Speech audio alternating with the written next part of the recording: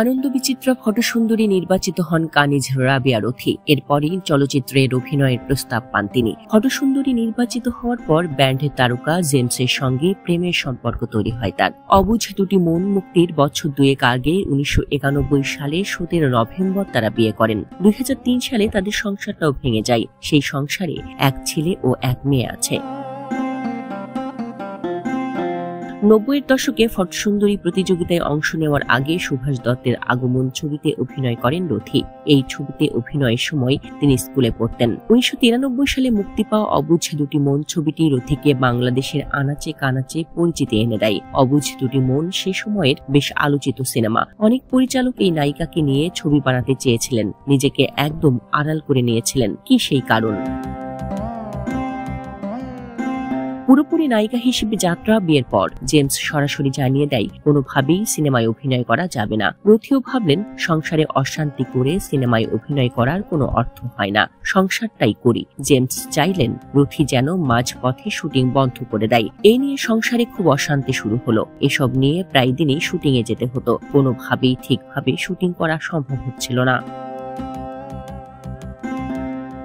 অবুঝ দুটি মন ছবিটি নিয়ে সংবাদ সম্মেলনও হয়েছিল, সেখানেও ছিলেন না রথী। অভিনেত্রী জানান সংবাদ সম্মেলনেও তাকে যেতে দেওয়া হয়নি। কোনো মতে ছবির ডাবিং শেষ করে বাসায় ঢুকে গিয়েছিলেন।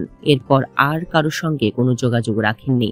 চলচ্চিত্রের কেউ কোনো খোঁজ পায়নি। কিন্তু যেই সংসারের কারণে সিনেমা ছাড়লেন, 2003 সালে সংসারটাও ভেঙে যায়। জেমস বেনজিরকে বিয়ে করে। রথীকে এক কাপড়ে উত্তরার বাসা থেকে বাবার বাড়িতে চলে যেতে হয়। সংসার ভেঙে যাওয়ার পর দুই সন্তানকে নিজের কাছে রেখে বড় করতে লাগলেন। রথী দাবি করেন বাবা হিসেবে জেমস কোনো ভূমিকাই রাখেননি। হঠাৎ মন চাইলে ফোন করতেন, এরপর আর কোনো যোগাযোগ নেই। অনেক আগে হাই হ্যালো হতো, এখন তো তাও নেই। ঈদের মতো উৎসবে যেমন খবর নিতেন না, তেমনি ছেলে মেয়েদের জন্মদিনে শুভেচ্ছা পর্যন্ত জানাতেন না। মেয়ে এসএসসি পাশ করে ভালো রেজাল্ট করে, ফলাফল বাবাকে হোয়াটসঅ্যাপে জানায়। SMS দেখেছে কিন্তু কোনো উত্তর দেয়নি, একটা উইশ পর্যন্ত করেনি।